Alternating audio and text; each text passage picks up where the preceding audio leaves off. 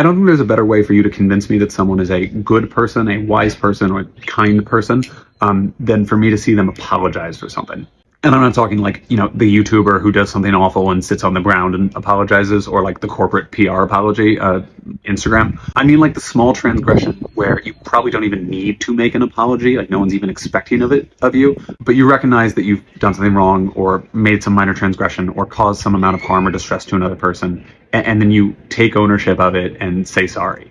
And look, some of this admiration might be, aspirationally hopeful for how I'm received, because as someone with a dry sense of humor and a love for martinis, it is not many months that go by where I don't occasionally put my foot in my mouth and need to own it and apologize for it. But it feels like in our culture today, it's getting rarer and rarer. Like in our politics, online, certainly, we've just gotten so comfortable with being like harsh on each other, with impacting each other in negative ways.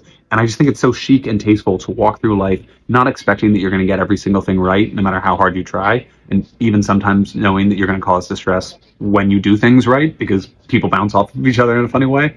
But then when you observe those transgressions or those, unintended consequences, trying to correct it, I just think is such an artful way to live. And I think so highly of the people who do it.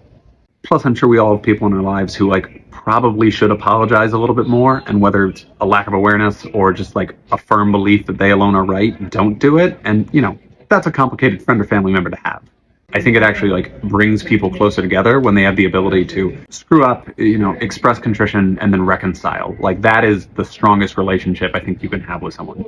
The best friendships in my life are ones in which we have at points really hurt each other, but have been able to navigate our way through that. And that level of comfort you have with people where you know you can mess up, and as long as you own it and then do the right thing, will be welcomed back into the fold, I think is one of the truest expressions of family and community.